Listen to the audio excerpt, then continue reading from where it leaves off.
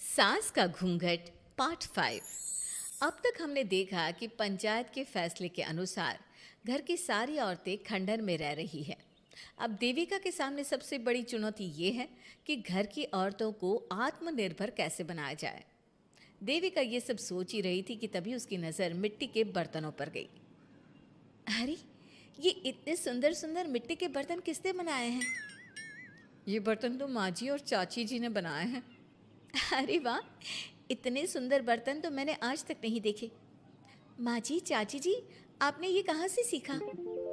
अरे बहू, ये तो हम बचपन से बनाते आ रहे हैं।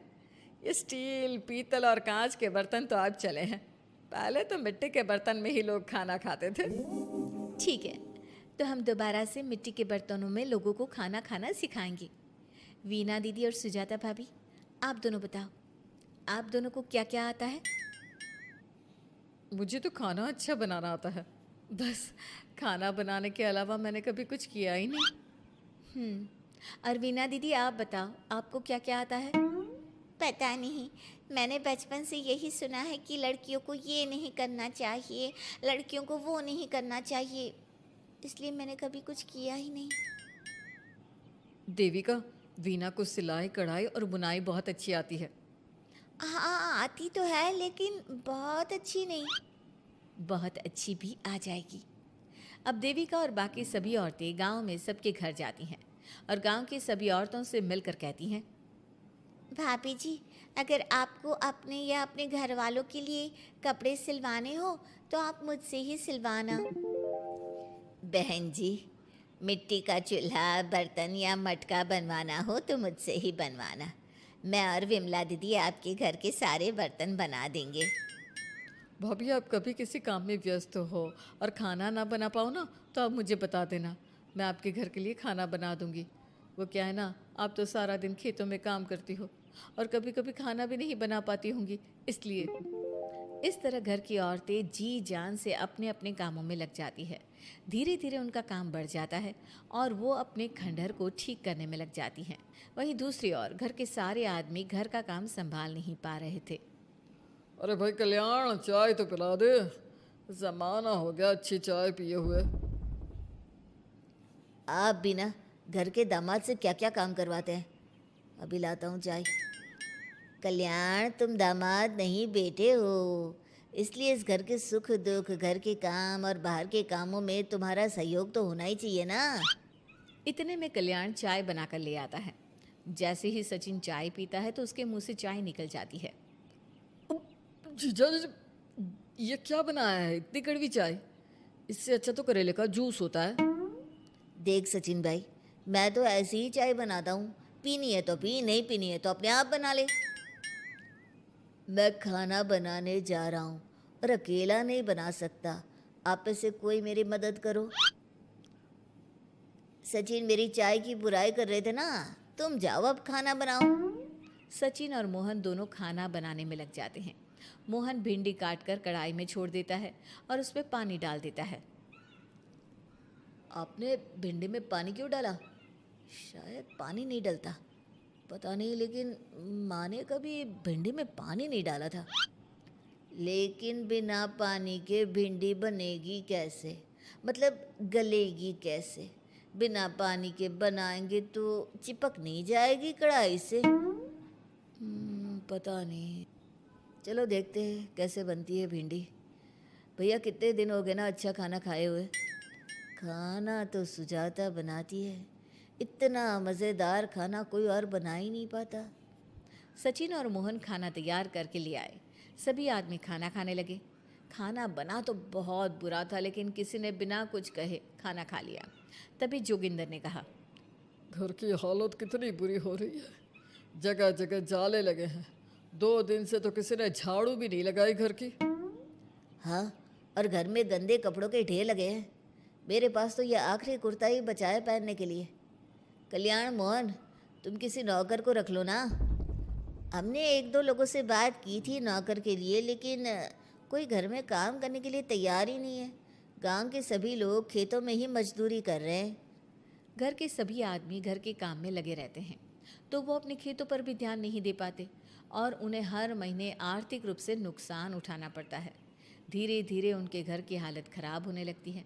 एक दिन कल्याण सबसे कहता है, घर को तो औरत ही संभाल सकती है, हमारे बस का नहीं है घर संभालना। हमें किसी तरह से उस सब को वापस इस घर में लाना ही होगा। अरे कल्याण बेटा, पंचायत का फैसला था कि औरतें हमसे माफ़ी मांगे, लेकिन उन्होंने माफ़ी नहीं मांगी। अब हम उन्हें बुलाने गए तो उल्टा हमें ही अपनी अपनी पत्नियों से माफ़ी मांगनी पड़ेगी। हमें कोई ऐसा रास्ता निकालना होगा कि वो मजबूर हो जाए हमारे पास आने के लिए। बापू, उन सभी ने अपने अपने काम शुरू कर दिए हैं, क्यों ना हम सबके काम में नुकसान कर दे, इससे वो मजबूर हो जाएंगे हमारे पास आने के लिए। भैया, ये कैसी बात कर रहे हो? इससे वो मजबूर नहीं होंगी बल्कि और भी ज़्यादा गुस्सा हो जाएंगी। मैं तो बोल रहा हूँ शराफत से जाकर माफ़ी मांग लेते हैं। मुझे यकीन है कोई माफ़ करे ना करे, माँ तो ज़रूर हमें माफ़ कर देंगी। नहीं सचिन, अगर हमने माफ़ी मांगी तो ये सारी औरतें हमारे सर पर चढ़कर नाचेंगी। हमें इनके सामने छोटा नहीं होना है। मोहन, कल्याण, तुम दोनों आज से ही काम शुरू कर दो। बस फिर क्या था, घर के सभी आदमी लग गए काम पर। मोहन और कल्याण रात को खंडहर में पहुंचे और उन्होंने सारे मिट्टी के बर्तन तोड़ दिए। उसके बाद वीना ने जो कपड़े तैयार करके रखे थे वो सारे कपड़े उन्होंने फाड़ दिए। सुबह जब घर की औरतों ने ये सब देखा तो परेशान हो गई। अरे, ये सारे बर्तन किसने तोड़ दिए? माँ, किसी ने मेरे सिले हुए कपड़े ही फाड़ दिए। ये हरकत कौन कर सकता है? और कौन करेगा भाभी, ये सब उन आदमियों की हरकत है। जब किसी तरह से हमें झुका नहीं पाए तो हमारे काम बिगाड़कर हमें परेशान कर रहे हैं। सभी औरतें दुगनी तेजी से काम में लग गई। उन्होंने दिन रात मेहनत की और उस खंडहर को महल की तरह बना दिया। उनके काम की तारीफ सुनकर दूर दूर के गांव से लोग आने लगे और उनसे अपना काम करवाने लगे। एक दिन सभी औरतें बैठकर खाना खा रही थी, तभी विमला ने देविका से कहा, देविका, हम कभी सोच भी नहीं सकते थे कि हम अपनी मेहनत से अपने लिए इतना बड़ा और इतना अच्छा घर बना लेंगे। देविका बहू, आज हमें इस बात का एहसास हो रहा है कि हम तो सिर्फ सांस ले रहे थे, जीना तो हमें तुमने सिखाया है। मुझे तो अब भी यकीन नहीं हो रहा कि मेरे पति की पहचान के अलावा भी मेरी कोई पहचान है। गांव के सब लोग मुझे सिर्फ मोहन की पत्नी के रूप में जानते थे, लेकिन अब सारा गांव मुझे जानता है। देविका, मैं कुछ ही दिन में इस गांव में एक अच्छा सा होटल खोल लूँगी। और मैं एक बुटीक खोलूँगी। मैं यहाँ गांव की लड़कियों के लिए एक स्कूल खोलना चाहती हूँ, यही मेरा सपना है। सभी औरतें खाना खाकर सो जाती है। रात बहुत ज़्यादा हो गई है, लेकिन देविका को नींद नहीं आ रही थी। तभी उसे किसी के कदमों की आवाज़ सुनाई दी। पहले तो देविका थोड़ी डर गई, लेकिन उसने हिम्मत करके उठकर देखा तो उसके सामने सचिन खड़ा था। सचिन, तुम यहाँ क्या कर रहे हो? कहीं तुम मेरा कोई नुकसान तो करने नहीं आए? मेरे पास तो किताबों के अलावा कुछ नहीं है, फाड़ना चाहो तो फाड़ सकते हो। देविका, मैं तुम्हारा कोई नुकसान करने नहीं आया हूँ, बस तुमसे माफ़ी मांगने आया हूँ। क्या? रात के अंधेरे में चोरों की तरह तुम मुझसे माफ़ी मांगने आए हो? प्लीज़ देविका, माँ और चाची को समझाओ कि वो बापू और चाचा जी से माफ़ी मांग ले और तुम सबको लेकर घर आ जाए। सचिन, तुम भी तो अपने बापू और चाचा को अपने साथ ला सकते थे ना, और माँ और चाची से माफ़ी मंगवा सकते थे ना। प्लीज़ देविका, मुझे माफ़ कर दो और घर चलो। कैसे माफ़ कर दूँ सचिन? तुमने मुझे मरने के लिए छोड़ दिया। अगर माँ और चाची हिम्मत करके मुझे अस्पताल ना ले जाती तो आज मैं और मेरा बच्चा जिंदा ना होते। ना तुम मुझे अस्पताल में देखने आए और ना ही अस्पताल से आने के बाद मेरा हाल चाल पूछा। मुझे तो छोड़ो, तुमने अपने बच्चे का चेहरा तक नहीं देखा और तुम मुझसे उम्मीद कर रहे हो कि मैं तुम्हें माफ़ कर दूँ? कभी नहीं सचिन। देखो देविका, हम सबको बहुत नुकसान हो रहा है। घर के काम की वजह से हम बाहर के काम पर ध्यान नहीं दे पा रहे।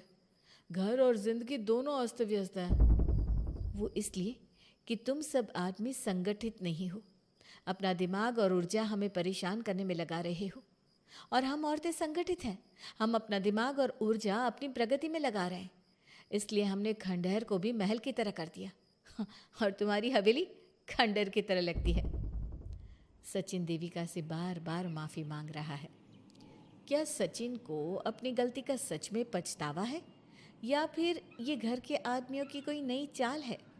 ये जानने के लिए आपको हमारे आने वाले एपिसोड का इंतज़ार करना होगा। और हाँ, कमेंट करके हमें ये भी ज़रूर बताइए कि क्या देविका को सचिन को माफ़ कर देना चाहिए? क्या उसे सब कुछ भूलकर सचिन के साथ अपना घर बसाना चाहिए, या फिर सचिन को भूल जाना चाहिए?